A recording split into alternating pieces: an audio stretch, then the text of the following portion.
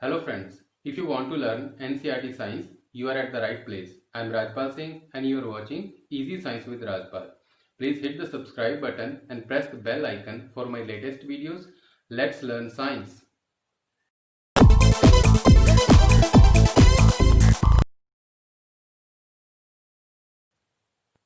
Welcome to the sixth video from the chapter life process.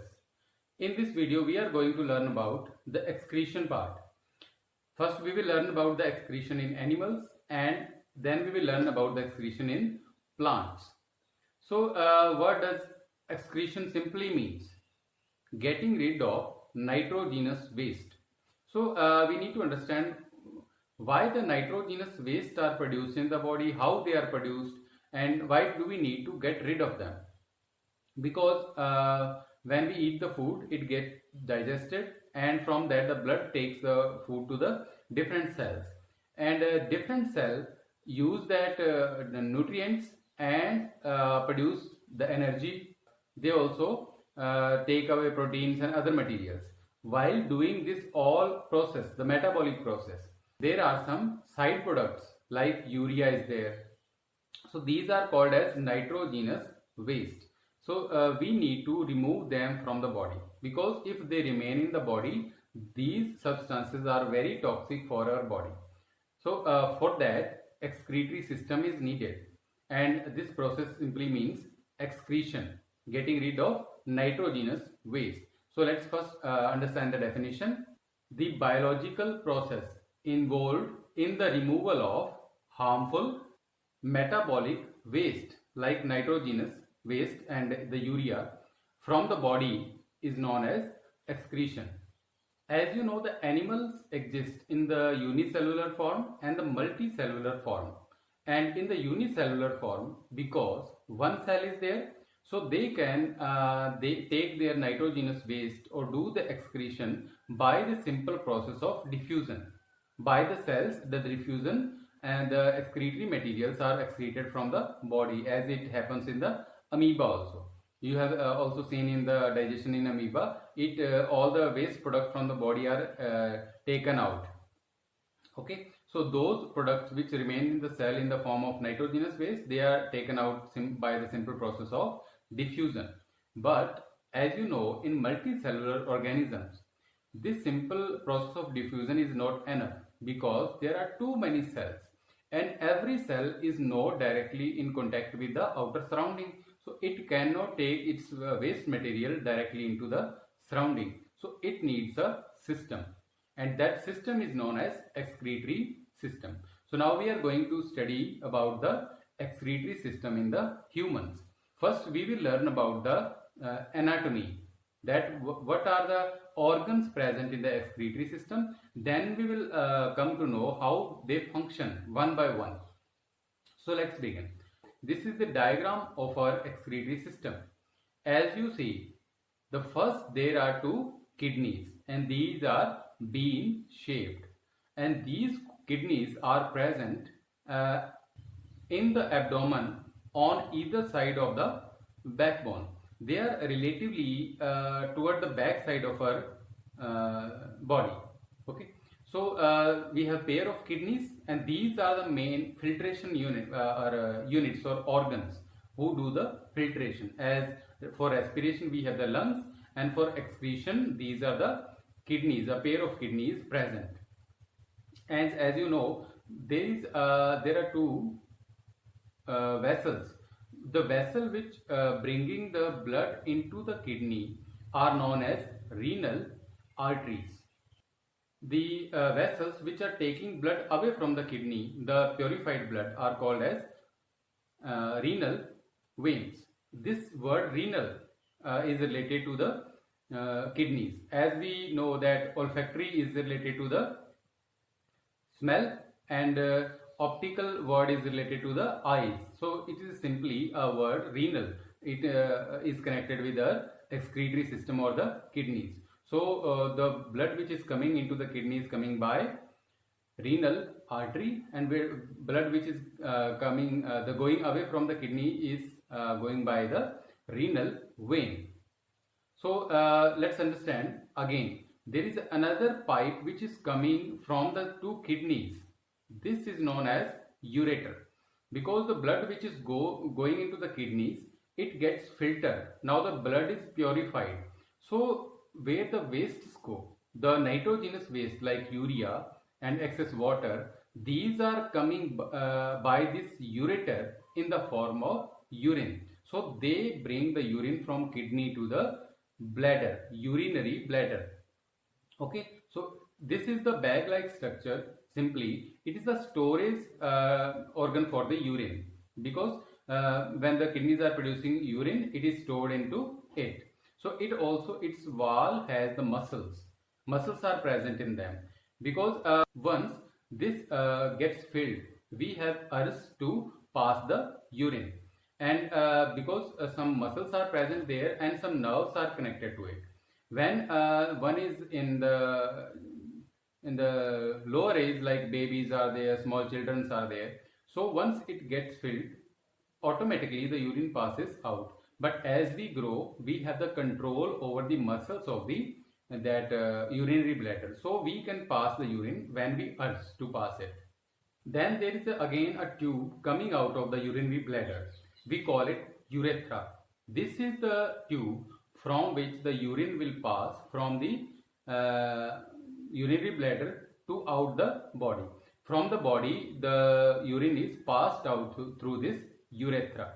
So this is the basic structure of our excretory system. Okay, let's quickly remind.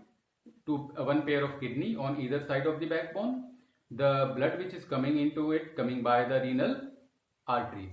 Blood which is after purification going to the body is by the renal veins. And there are two pipes which is bringing the urine from kidney to the urinary bladder. Urinary bladder is a small storage organ for the urine. And then we have the urethra. From the urethra, the urine is passed out of the body. So this is a basic overlook of the excretory system. And now we need to understand one more thing. As we see the lungs, as we have studied earlier in my previous video in respiration, we have studied that if you compare the respiratory system, there is a windpipe and there are two lungs. Now lungs are very small and it need to increase its surface area. There are alveoli are present. In the same way, if you look at the kidneys, they filter 180 liters of blood every day. So after that, almost 1 or 2 liter urine is passed out. These size is small. So what is present inside them? Let us see that. When small, you can say that renal artery enters into the kidney, it gets divided into smaller arterioles, very smaller arterioles. Then they, you can say, entering into the nephron. So this is the nephron, which is the main filtration unit. In a kidney, there are a number of nephrons present. It increases the excretory rate, because there are a number of nephrons, and this way, by this design, we can filter out the more of the blood. So main that excretory unit is nephron, and which are present in this way in the kidney. In one kidney, there are number of nephron arranged in small that regions in this way. And now we move further to understand the nephron. Okay, this is the main structure which is present in, say, the kidney, because some medulla and cortex is also present. We are not interested in that. That is a simple anatomy of the kidney. We are mainly interested in the nephron. Okay, so before we begin, we need to understand the anatomy or the structure of the nephron, because if you don't understand the structure, you cannot understand the function of it. First, we need to understand the structure of the nephron. So let's begin. This structure, small structure, is called as Malpighian body. In Malpighian body, there are two small structures, glomerulus and the Bowman's capsule. There was a scientist called Bowman. He discovered it, so we name after him Bowman's capsule. And as you see, one small arteriole is coming into this small structure, and that arteriole is called as afferent arteriole. As I have explained you earlier, the blood vessel which enters into the kidney, it divides into too many arterioles. So the arteriole which is coming into this that glomerulus and Bowman capsule, we together call it Malpighian body, the coming into it, this is called as afferent arteriole. And after filtration, the small arteriole is going away from this structure, and this is known as efferent arteriole. So now let's understand the structure. As you see, this is my fist, and if I take the hand like this and cover like this, okay, so you consider this one small structure as the internal structure as the glomerulus. Blood is coming into it, and in this glomerulus there are small capillaries present, and there is a covering of that Bowman's capsule. Bowman's capsule covers it. Okay, in this one, in the small structure, as the glomerulus is there, here this is the first we are going to study the structure of it. So this is the glomerulus, and the structure which is covering it is the Bowman's capsule. So that efferent arteriole which is coming from here, it again coils with that tube which is coming from the Bowman's capsule. We will understand in the functioning. So first you understand this thing. After intensive coiling, it goes out, and this is the you can say the blood which is pure blood. Okay, and this pipe when intensely coils, we can also see this structure in a simple way like this one. So you will come to know about two terms more. We need to understand them also. There is a term called PCT and DCT. What are PCT and DCT? All that efferent arteriole, when it comes near this coiling, this pipe is called as proximal convoluted tube. Proximal means the nearby, the substances which are nearby, we call them proximal. It is near to the glomerulus and the Bowman's capsule, we call it proximal. Middle means near to it, and convoluted means coiling, intensive coiling, and tubule, you know it. And there is a distal convoluted tube, means it is away from this part. This part is known as distal convoluted tube. Means distal means something is away from this structure, so we call that it is smaller, somewhat away from this structure, so we call it distal convoluted tube. The pipe which is the tube which is coming from the Bowman's capsule again makes a small loop. This small loop is known as Henle's loop, and there was a scientist called Henle. By his name we say Henle's loop. So after Henle's loop and that coiling, it goes into that collecting duct. So now when it goes away from it, now it is the pure urine, it will go into the collecting duct. So there are number of nephrons, there are number of that collecting ducts, and they together make this ureter. We have studied in the previous that ureter. So this is a simple structure of the nephron. Let's understand the function of the nephron. So function of the nephron, how it functions, mechanism of the nephron. You can also call it formation of urine, because it happens in the nephron. So there are mainly three processes. First is ultrafiltration. So what happens in the ultrafiltration? As you have seen in the glomerulus, and the Bowman's capsule. This is the glomerulus, this is Bowman's capsule. In this one, the filtration, the blood is getting filtered, and this Bowman's capsule is receiving all the nitrogenous waste.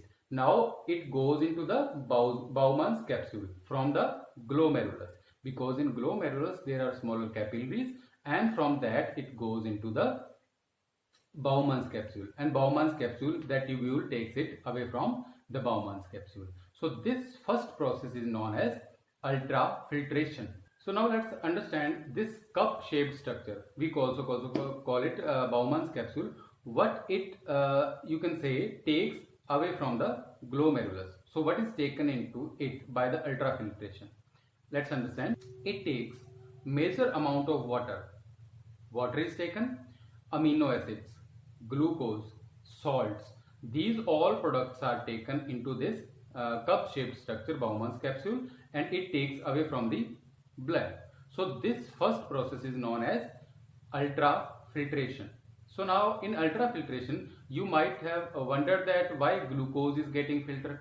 So major amount of water, why it is getting filtered? To increase the excretion rate, to increase its you can say its functioning, it is done. Okay, so now glucose cannot be let out from the body. Amino acids are very essential for the body. Some salts are also essential for the body. We at the same time we cannot let all the water, that major amount of water from the blood, to go into the urine. So there is needed the next process, which is called reabsorption. And as you have understood in that coiler part, we have understood the PCT and DCT and the coiled structure. Okay, in this part reabsorption happens because the tube which is coming from the Bowman's capsule and this efferent arteriole or this PCT or DCT, they coil around it, and while coiling they takes up the water back, and the taking of the water back depends how much of water is present in the body. As you have seen that in summer days we pass less urine, and in winter days we pass more urine, because in summer days our body, you can say our body has evaporated more water, so water is not too much present in that blood, so it takes more water and less of the urine is passed out, or in the other words, urine is dense. Okay, so now in the second step, in this coiling, reabsorption happens. Reabsorption of water, reabsorption of amino acid, reabsorption of glucose. These substances are taken back.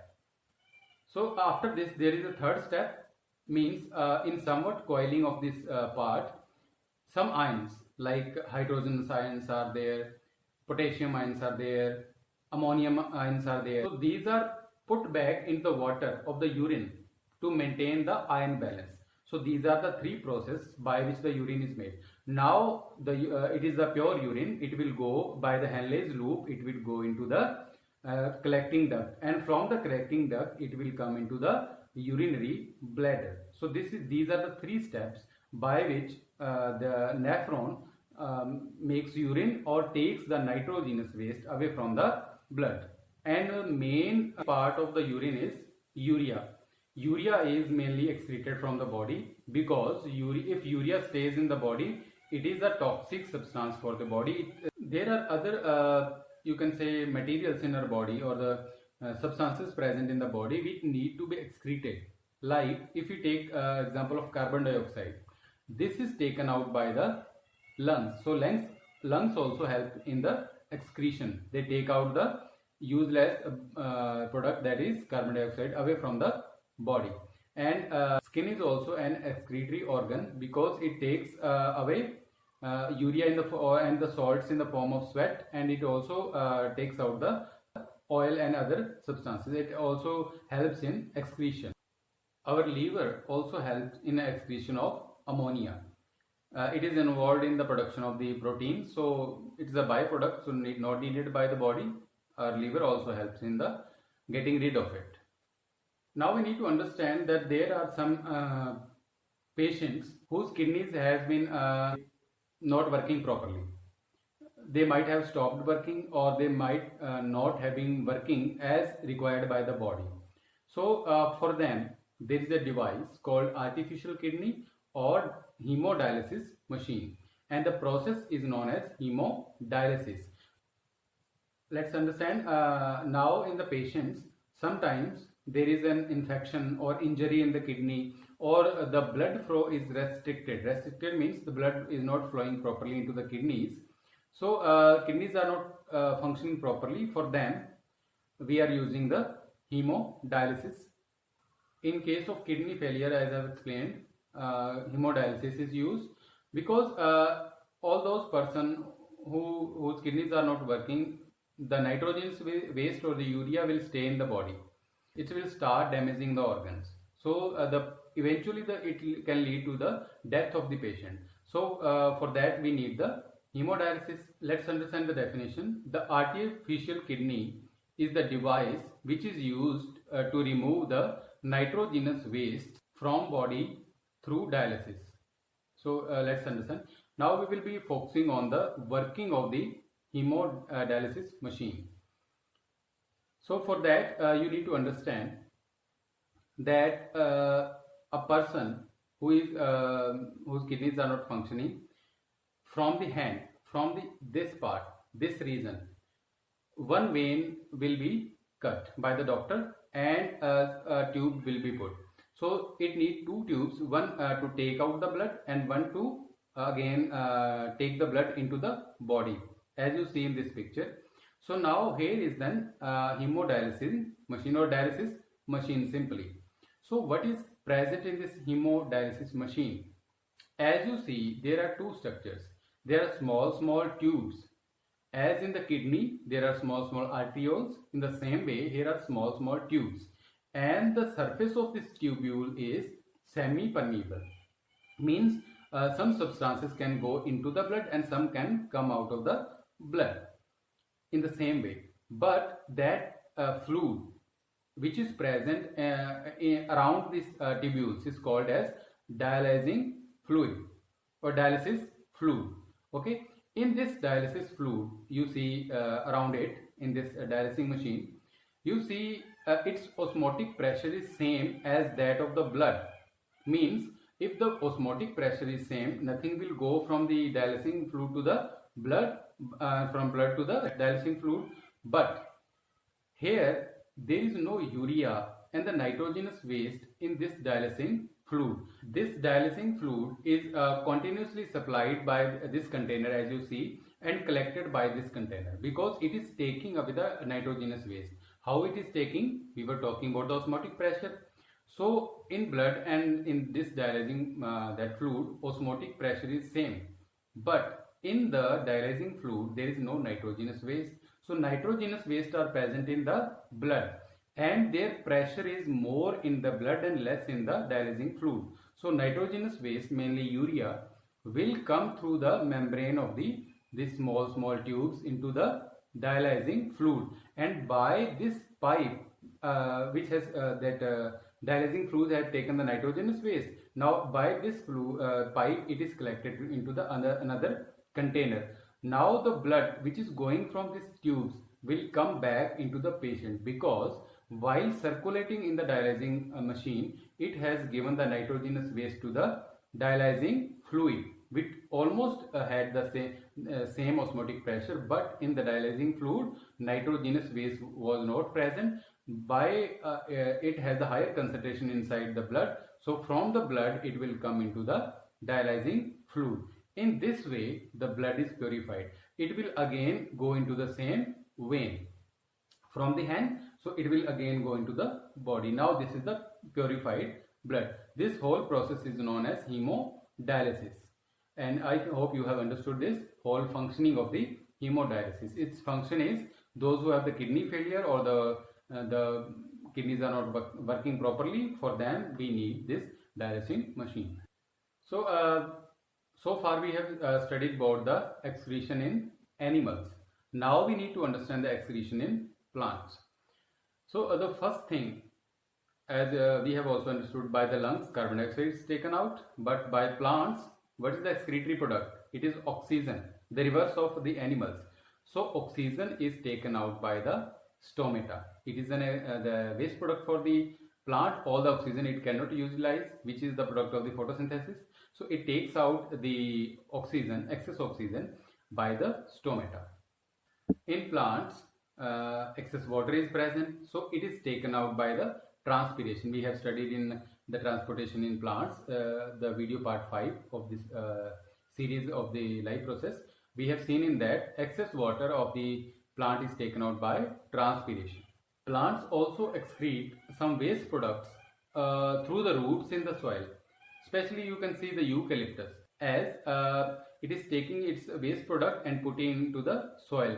So around its stem and nearby there are no plants growing, because there are other plants also which are taking the nitrogenous waste or whatever waste product they have, they put it in the soil through the roots.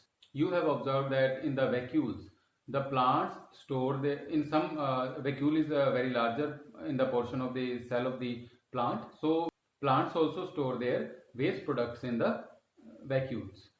The excretory waste products of the plants are also stored in the leaves, and leaves fall off, and by falling off, the excretory product or the waste product by the plants are also getting rid of away from the plant.